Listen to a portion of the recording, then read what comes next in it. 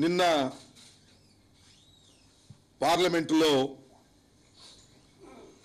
రాష్ట్ర పునర్వ్యవస్థీకరణ చేసే బిల్లుని ఆమోదించడం జరిగింది. దానితో ఆంధ్రప్రదేశ్ రెండుగా చీలిపోయి రెండు రాష్ట్రాలుగా ఏర్పడడానికి మార్గం సుముఖమైంది. ఇది సమైక్య రాష్ట్రాన్ని కోరుకుంటున్నటువంటి సమైక్యవాదిగా నాకు అలాగే వైఎస్ఆర్ కాంగ్రెస్ పార్టీకి చాలా బాధాకరమైనటువంటి విషయం. ఇది ఒక బాధాకరమైన విషయం అయితే భారత ప్రజాస్వామ్యంలో అత్యున్నతమైన వేదిక అయినటువంటి పార్లమెంటులో నిన్న బిల్లు ఆమోదించిన తీరు కానీ పద్ధతి కానీ ప్రజాస్వామ్యవాదులందరినీ మరింతగా బాధ పెడుతున్నటువంటి సంఘటన. ఎందుకంటే ప్రజాస్వామ్యంలో డిబేట్, డిస్కషన్ చాలా ప్రాముఖ్యత సంతరించుకున్నాయి. సుదీర్ఘమైనటువంటి చరిత్ర కలిగినటువంటి భారత ప్రజాస్వామ్య వ్యవస్థలో పార్లమెంటులో ఇంతవరకు కనీ విని ఎరుగని రీతిలో బిల్లును ఆమోదింప చేసుకోవడానికి కాంగ్రెస్ పార్టీ ప్రయత్నం చేసింది. చిత్రమైన విషయం ఏమిటంటే నిన్న మా మిత్రుడు చెప్పినట్టుగా దుష్ట చతుష్టయం సోనియా గాంధీ గారు, భారతీయ జనతా పార్టీ, చంద్రబాబు నాయుడు గారు, ఈ రాష్ట్ర ముఖ్యమంత్రిగా కొద్ది గంటల వరకు ఉన్నటువంటి కిరణ్ కుమార్ గారు, ఈ నలుగురు కలిసి ఈ బిల్లుని సక్రమంగా అయ్యేందుకు రకరకాల కుట్రలు చేసినటువంటి విషయం తెలిసినప్పుడు మరింత బాధ కలుగుతుంది.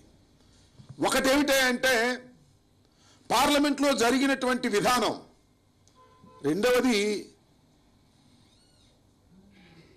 సమైక్య రాష్ట్రం జిందాబాద్, రాష్ట్రం సమైక్యంగా ఉండాలి అని నినదిస్తూ సమైక్యవాదుల వెంటే నడిచి సమైక్యవాదాన్ని పూడ్చిపెట్టడానికి కుట్ర చేసినటువంటి కిరణ్ కుమార్ రెడ్డి లాంటి వారు,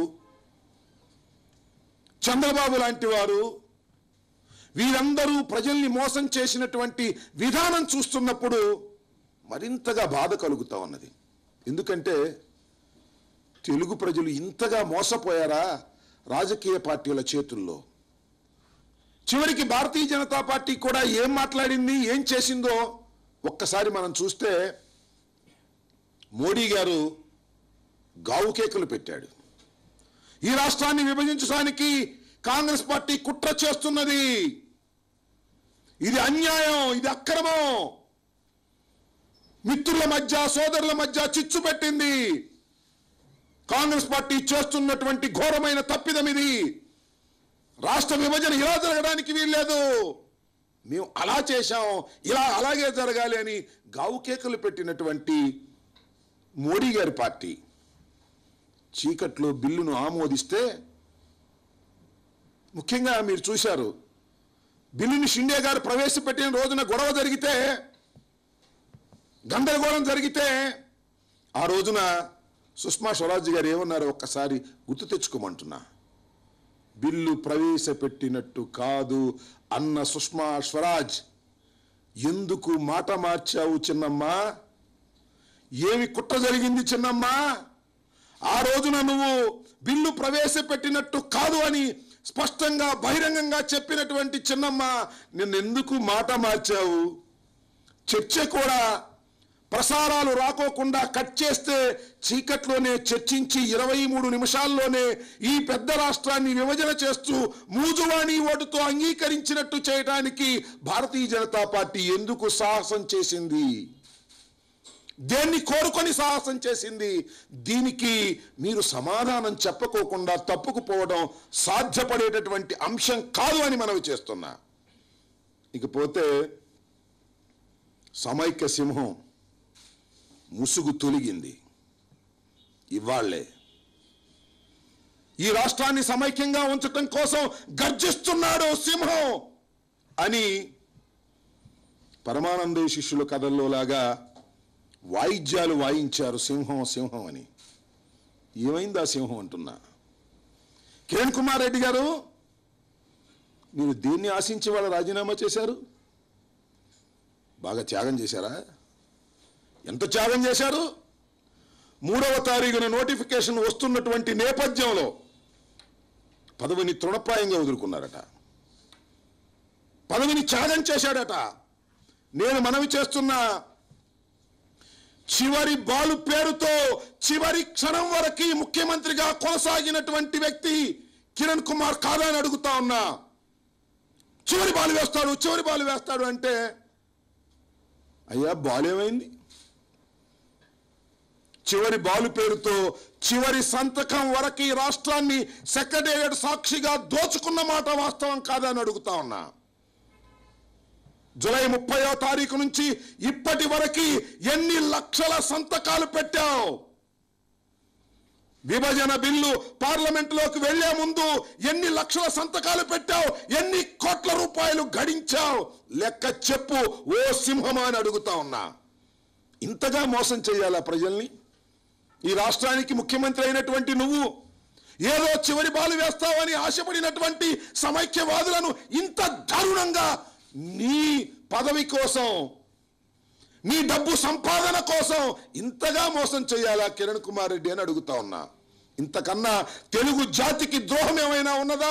తెలుగు గడ్డ మీద పుట్టి, తెలుగు గడ్డ మీద పెరిగి, తెలుగు ప్రజల క్షేమం కోసం ముఖ్యమంత్రి అయ్యానని చెప్పుకున్నటువంటి నువ్వు పచ్చిగా ఇంత మోసం చేస్తున్నావంటే ఏమిటి అన్యాయం అని అడుగుతా ఉన్నా. ఏమిటి వాళ్ళు రాజీనామా చేసి నువ్వు సాధించేది? మీ మంత్రి గారే ఒక ఆయన చెప్పాడు, నువ్వు ముఖ్యమంత్రి అయిన తర్వాత కేంద్ర ప్రభుత్వం సోనియా గాంధీ గారు ఈ తెలంగాణకి ప్యాకేజీ ప్రకటిస్తానని చెబితే ఆ ప్యాకేజీలో తెలంగాణ కూడా ముఖ్యమంత్రి ఇవ్వాలనే సెంటెన్స్ ఉంటుందేమోనని భయపడి ఆ ప్యాకేజీని తిరస్కరించి అడ్డుపడ్డందుకే ఇవాళ రాష్ట్ర విభజన జరిగిందని బాహాటంగా నీ సహచరుడే చెబుతుంటే దానికి సమాధానం చెప్పలేకపోతున్నావేమిటి కిరణ్ కుమార్ రెడ్డి అని అడుగుతా ఉన్నా. చాలా మంది మేధావులు ప్రశ్నించారు. జూలై 30వ తారీఖున సిడబ్ల్యూసి నిర్ణయం తీసుకున్న మరుక్షణమే నీ పదవికి రాజీనామా చేసినట్లయితే, ఈ రాష్ట్ర ఉద్యమంలోనూ భాగస్వామి అయి ఉన్నట్లయితే జీఓఎం వచ్చుండేదా? శాసనసభకు చర్చకు వచ్చేదా? బిల్లు పార్లమెంటుకు వెళ్ళేదా? ఒక్కసారి మనస్ఫూర్తిగా గుండె మీద చెయ్యి వేసుకొని ఆలోచించమని కోరుతూ ఉన్నా. రాజకీయ సంక్షోభం వచ్చేది. చివరికి 63 రోజులు 66 రోజులు చేసినటువంటి ఎన్జిఓల చరితాత్మకమైనటువంటి ఉద్యమాన్ని కూడా మోసపూరితంగా ఆపించేసి విభజనకు రూటు సక్రమంగా చేసినటువంటి వ్యక్తివి నువ్వు కాదా కిరణ్ కుమార్ రెడ్డి అని అడుగుతా ఉన్నా. వాడు రాజీనామా చేశాడట, త్యాగం చేస్తున్నాడట. ఏమి త్యాగం చేస్తున్నాడు? నాకు ఓ సామెత గుర్తొస్తుంది, ఊర్ధనారి ప్రతివ్రత అని అంటారట. ఈయన చేసే త్యాగం ఏమిటి? ఎన్ని రోజులు, ఎన్ని గంటలు? నేను ఒక్కటే మనవి చేస్తున్నా, ఒక బలీయమైనటువంటి రాజశేఖర్ రెడ్డి లాంటి వాడు ముఖ్యమంత్రిగా ఉన్నట్లయితే ఇది సాధ్యపడి ఉండేదా అని అడుగుతా ఉన్నా. నీ అసమర్థత వల్ల, నీ స్వార్థం వల్ల, నీ సంకుచితమైన మనస్తత్వం వల్ల మాత్రమే ఇవాళ తెలుగు జాతి రెండుగా చీలిపోవడానికి ప్రధానమైనటువంటి ముద్దావి నువ్వు అని అడుగుతా ఉన్నా. నువ్వు ఇవాళ తెలుగు జాతి విడిపోవడానికి కారణం. అయినా ఇవాళ ఏదో కాకమ్మ కథలు చెప్తూ ఉన్నావు. ఇవాళ తన పదవిని వదిలేసుకొని తెలుగు ప్రజల కోసం ఏదో కృషి చేస్తానని నాటకం ఆడుతూ ఉన్నావు. నువ్వు ఇలా ఉంటే నీ వంది మాగదులు మరొకరు. బ్రహ్మాస్త్రం ఉందన్నాడు ఒక ఆయన, అది చివరికి పెప్పర్ స్ప్రే అని తెలిసి బాధపడవలసి వచ్చింది. బ్రహ్మాస్త్రం అది పెప్పర్ స్ప్రే అట. ఎందుకయ్యా ఇన్ని జోకులు వేశారు ఈ రాజకీయాల్లో అని అడుగుతా ఉన్నా. భగత్ సింగ్ అట, ఆయన గుండు చేసుకుని టోపీ పెట్టుకున్నవాడు ప్రతివాడు భగత్ సింగ్ అట. ఇంకొక ఆయన అల్లూరి సీతారామరాజు అంట, గడ్డం పెంచుకున్నాడు ఆయన. భగత్ సింగ్, రామరాజు, కృష్ణబొమ్మన, కృష్ణపిల్లే, వీళ్ళందరూ ఈ రాష్ట్రాన్ని విడకోకుండా కాపాడటం కోసం చివరి నిమిషం దాకా ప్రయత్నం చేశామని డప్పాలు కొట్టారు. ఏమయ్యారంటున్నా? ఈ రాష్ట్రం మీ స్వార్థం వలన, మీ సంకుచితమైన మనస్తత్వం వలన విడిపోయింది తప్ప మరొకటి కాదు అని మనవి చేస్తున్నా. కాంగ్రెస్ పార్టీ వేసినటువంటి ప్లాన్లో చివరికి భారతీయ జనతా పార్టీ కూడా కుమ్మక్కైపోయి ఈ తెలుగు జాతిని చీల్చడానికి ప్రయత్నం చేసినటువంటి ఘటన ముందుకు సాగుతూ ఉంటే బాధపడవలసిన పరిస్థితి ఏర్పడతా ఉన్నది, విలపించవలసినటువంటి పరిస్థితి ఏర్పడతా ఉన్నది. ఇంత మోసం చేసి పార్లమెంటును సైతం మభ్యపెట్టి ఇంతటి దారుణానికి ప్రజాస్వామ్య దేశంలో పాల్పడటం జరుగుతుంది అంటే నిజంగా ఆశ్చర్యం వేస్తూ ఉన్నది. పోతే ఇందాక పాపం చంద్రబాబు నాయుడు గారు ప్రెస్ మీట్ పెట్టారు. ఏం చెప్పారో నాకైతే అర్థం కాల. అయ్యా చంద్రబాబు నాయుడు గారు, మీకు మనవి చేస్తున్నా, జూలై 30వ తారీఖున సిడబ్ల్యూసి ప్రకటించిన తర్వాత 48 గంటల తరువాత తమరు ఒక ప్రెస్ మీట్ పెట్టారు. సుదీర్ఘంగా దానిలో ఉపన్యసించారు. ఆ తర్వాత ఢిల్లీ వెళ్ళి నిరాహార దీక్ష చేశారు. ఎందుకు నిరాహార దీక్ష చేశారో నాకు తెలియదు, వాళ్ళకు కూడా తెలియలేదు. ఢిల్లీలో ఉన్నటువంటి సీనియర్ పాత్రికేయులకు కూడా ఆయన దేన్ని డిమాండ్ చేస్తూ నిరాహార దీక్ష చేశాడో తెలియదు. ఆ రోజున మాట్లాడారు మీరు. ఆ తర్వాత జీవోఎం ఏర్పడిన తర్వాత ఆ సమావేశానికి వెళ్ళాలా వద్దా అనే దాని మీద కూడా ఆ రోజు మాట్లాడారు ప్రెస్ మీట్లో. ఈ ప్రెస్ మీట్లే కాకోకుండా ఒక వారోత్సవాలు చేశాడు చంద్రబాబు నాయుడు గారు. రోజు సాయంత్రం 6 గంటలకు టీవీ ఆన్ చేయగానే ప్రత్యక్షమయ్యేవాడు. 40 నిమిషాలు బేటు ఉపన్యాసం చెప్పేవాడు. నేను అడుగుతా ఉన్నా, చంద్రబాబు నాయుడు గారు, సుదీర్ఘమైన రాజకీయ జీవితం కలిగినటువంటి వ్యక్తివి నువ్వు, 9 సంవత్సరాలు ఈ రాష్ట్రానికి ముఖ్యమంత్రిగా చేసినటువంటి సీనియరు అని చెప్పుకుంటున్నావు కదా, ఒక్కసారి నీ ప్రెస్ మీట్లన్నీ నువ్వే చూసుకో. ఒకసారి ఇవాళ నువ్వేం మాట్లాడుతున్నావో తెలుసుకో. సిగ్గు, ఎగ్గు, నీతి, నిజాయితీ ఉంటే రాజకీయాలకు స్వస్తి చెప్పి వెళ్ళవలసినటువంటి దుర్మార్గపు రాజకీయం చేసినటువంటి వ్యక్తివి నువ్వు కాదని అడుగుతా ఉన్నా. ఏమండి, రాష్ట్రం చీలిపోతా ఉంటే, చీలిపోవడానికి ప్రయత్నం చేస్తుంటే నువ్వు సమైక్యవాదివని అక్కడ చెప్తావా? నామా నాగేశ్వరరావు గారు ఏమంటారు? మొదటి ఓటు నేను వేస్తాను పార్లమెంట్లో అంటాడా? వీళ్ళిద్దరినీ కలిసి కూర్చోబెట్టలేవా? శాసనసభలో చర్చ జరుగుతుంటే నువ్వు మాట్లాడవా? అదేమంటే అంతా అయిపోయిన తర్వాత నాకు ఛాన్స్ రాలేదంటావా? ఎంత మోసం చేసావు నువ్వు తెలుగు ప్రజానీకాన్ని. ఇంత దగాకోరుగా వ్యవహరించినటువంటి ప్రధాన ప్రతిపక్ష నాయకుడు ఆంధ్ర రాష్ట్రంలో, భారతదేశంలో ప్రధాన ప్రతిపక్ష నాయకులు, అధికార పార్టీ ప్రతిపక్షాలు కుమ్మక్కైపోయి తెలుగు జాతిని ఈ విధంగా చీల్చి చెండాడినటువంటి విధానం చూస్తుంటే గుండె ద్రవించిపోతుంది ఎవరికైనా అని మనవి చేస్తున్నా. రాష్ట్రాలు రెండుగా ఏర్పడొచ్చు, అది వేరే విషయం. కానీ ఇంత దారుణం చేయాల్సినటువంటి పరిస్థితి ఎందుకు వచ్చిందో సమాధానం చెప్పవలసినటువంటి బాధ్యత అన్ని ప్రతిపక్షాలకి కూడా ఉన్నది, అధికార పక్షాలకు కూడా ఉన్నదని ఈ సందర్భంగా నేను చెప్పదలుచుకున్నా.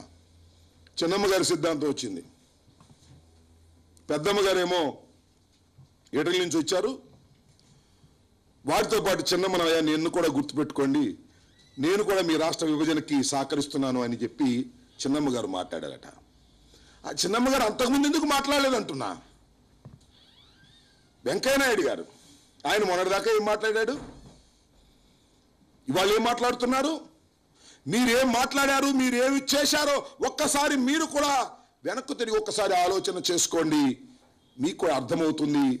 ఇంత సువిశాలమైన ప్రజాస్వామ్య దేశంలో ఇంతటి మోసాలు, ఇంతటి ఘోరాలు, ఇంతటి అక్రమాలు చేసి ఒక జాతిని విడదీయటం అనేది చాలా ప్రమాదకరమైన విషయం. మీరు న్యాయం చేశామని మీరు అనుకోవటం కాదు, న్యాయం చేశారని ప్రజలందరూ అనుకునే విధంగా ప్రవర్తించకపోతే తిరుగుబాట్లు వస్తాయి, ఇవాళ అరాచకాలు వస్తాయి, ప్రమాదాలు జరుగుతాయి. పార్లమెంట్లో చేసింది అన్నారు మన జైపాల్ రెడ్డి గారు, భారతీయ జనతా పార్టీ కాంగ్రెస్ పార్టీ రెండు కలిసిన తర్వాత మెజారిటీ లేదని ఎవరైనా అనుకుంటారా అని. ఉండొచ్చు. ఎక్కడ కలిశారు మీరు? ఎప్పుడు కలిశారు? కలిసిన విధానాన్ని మీరు చూపించగలిగారా? ఎందుకు ప్రసారాలు ఆపేశారు? ఎందుకు మార్షల్ని పిలిచారు? వెలుగులోకి వెళ్ళిన వాళ్ళని బయటకు రాకోకుండా ఎందుకు బిల్లు పాస్ చేశారు? ఇదంతా అన్యాయం కాదా? నేను ఒక్కటే మనవి చేస్తున్నా, ఈ ప్రజాస్వామ్య దేశంలో న్యాయం జరిగిందని భావించాలి తప్ప అన్యాయం జరిగిందనే భావనతో వ్యవహరిస్తే తిరుగుబాట్లు వస్తాయి, విప్లవాలు వస్తాయి. అందువలనే చాలా చోట్ల విప్లవాలు వచ్చాయి కూడా అని మనవి చేస్తున్నా. ఈ ప్రజాస్వామ్య దేశంలో అందరికీ న్యాయం చేశామనేటువంటి భావన కలిగించటంలో పార్లమెంట్ విఫలమైంది, ప్రతిపక్షం విఫలమైంది, కాంగ్రెస్ పార్టీ విఫలమైంది. ఈ విఫలమవటం అనేది భారత ప్రజాస్వామ్యానికి చెరగని మచ్చ. పార్లమెంటరీ సాంప్రదాయాలు మంట కలిసిపోతున్నాయనే ఆవేదన కూడా ప్రజాస్వామ్య దేశంలో ప్రజాస్వామ్యవాదులందరూ బాధపడుతున్నటువంటి దశగా ఈ సందర్భంగా మీ ద్వారా వారికి మనవి చేస్తున్నాం. ప్రతిపక్షాలంటే ప్రధాన ప్రతిపక్షాలు అని నేను చెప్పింది చంద్రబాబు నాయుడు గారు, సుష్మా స్వరాజ్ గారు, వీళ్ళందరూ కూడా. ఇదేనా ఆర్టికల్ 3 ప్రకారం విభజించడం అంటే? ఇదేనా? మళ్ళా మొదలుకొచ్చాడు. ఇది నేను చెప్పును. ఆర్టికల్ 3 ప్రకారం విభజించేటటువంటి హక్కు మీకు ఉన్నది. అయితే కుటుంబ పెద్దగా అందరికీ న్యాయం చేసే విధంగా ఒక తండ్రిలా ఇద్దరిని ఒప్పించి చేయమంటే ఇదేనా? మొత్తం చదువుకోండి, మాకేం అభ్యంతరం లేదు. మేము ఇచ్చిన లెటర్లో ఒక భాగాన్ని చదివి మా మీద వేయటానికి ప్రయత్నం దయచేసి రాజకీయ పార్టీలు చేయొద్దు. ఆర్టికల్ 3 అంటే ఇదేనా? లైట్లు ఆరిపోయటమా పార్లమెంట్లో? లైట్లు ఉన్నాయి అంటే మౌక లైట్లు ఆపడం అంటే ప్రసారాలు చేయటం అని. లైట్లు ఉన్నాయి, మీరు చూశారు, మేము చూడలేదు, లోపలికి వెళ్ళారు కదా. లోపల ఏం జరుగుతుందో తెలియనటువంటి పరిస్థితి. మోసం చేయటం, అన్యాయం చేయటం, అక్రమం చేయటం ఇది సరైనటువంటి పద్ధతి కాదు అనేది ఇక్కడ నా అభిప్రాయం. ఇంకా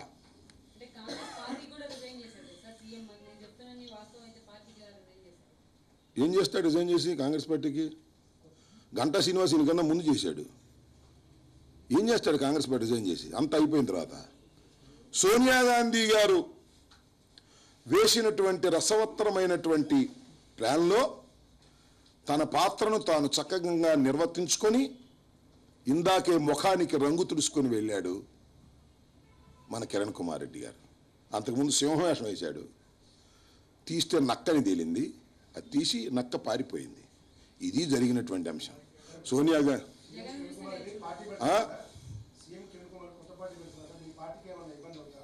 కొత్త పార్టీనా? నాకు తెలిసి ఆయన కొత్త పార్టీ పెట్టడం కేవలం ప్రెస్ మీట్ మాత్రమే పెడతాడని ఆయన సహచరుడు ఒక ఆయన చెప్పాడు. ఇంకా ఈ సమైక్య సింహం కొత్త పార్టీ పెట్టమని చూద్దాం. పెట్టి ఏ పార్టీకి నష్టం లేదు, ఆయనకే నష్టం. ఆయన డబ్బులు వసూలు చేసుకునేటప్పుడు నేను పార్టీ పెడతానని డబ్బులు వసూలు చేశాడు.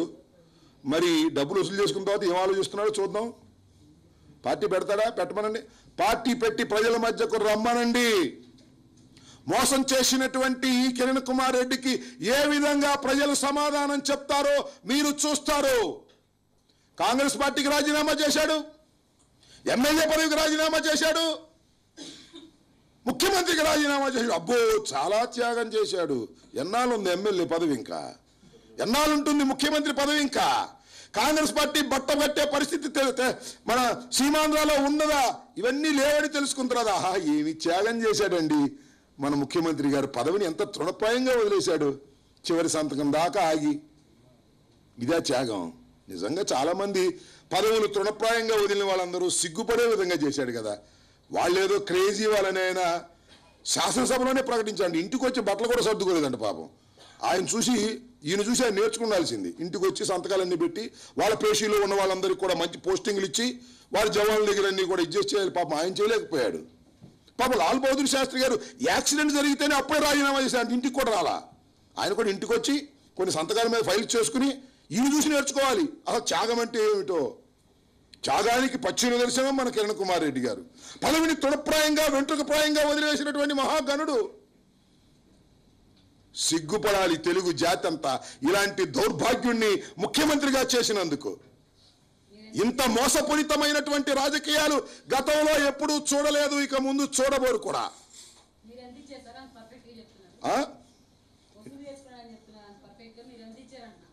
అంటే మా దగ్గర కూడా వసూలు చేసే అంత గొప్పవాడా? మాకేమైనా పనులు ఉన్నాయేంటి?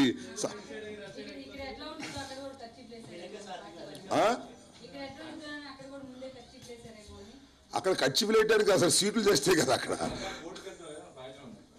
చూద్దామండి, వి విల్ సీ. ఒకటి, మా ఉద్దేశం ఒకటే, చివరి నిమిషం వరకు ఈ రాష్ట్రాన్ని సమైక్యంగా ఉంచటం కోసం మా సర్వశక్తులు ఒడ్డి పోరాడతాం. కాలం నిర్ణయిస్తుంది. ప్రస్తుతం ఉన్నటువంటి పరిస్థితుల్లో చివరికి ఏం జరుగుతుందో చూద్దాం. ఇప్పుడు పార్లమెంట్లో బిల్ అయింది, అలాగే రాజ్యసభలో కూడా అవుతుంది అంటున్నారు. రాజ్యసభలో అమెండ్మెంట్స్ జరిగితే that will comes to again to Lok Sabha. అక్కడి నుంచి మళ్ళా రాష్ట్రపతికి వెళ్ళాలి, రాష్ట్రపతి నోటిఫికేషన్ ఇవ్వాలి. Process has not been completed. Complete అయ్యేటటువంటి అవకాశాలు మెరుగయ్యాయనేది అందరి అభిప్రాయం. అయితే చివరి నిమిషం వరకు అన్ని ప్రయత్నాలు కూడా మేము చేస్తాం. అది మా ఉద్దేశ్యం. న్యాయస్థానాలకు వెళతాం, అలాగే రాష్ట్రపతిని కలుస్తాం. అన్ని విధాల ఈ రాష్ట్రం సమైక్యంగా ఉండటం కోసం సర్వశక్తులు ఒడ్డి చివరి క్షణం వరకు పోరాటం చేస్తాం.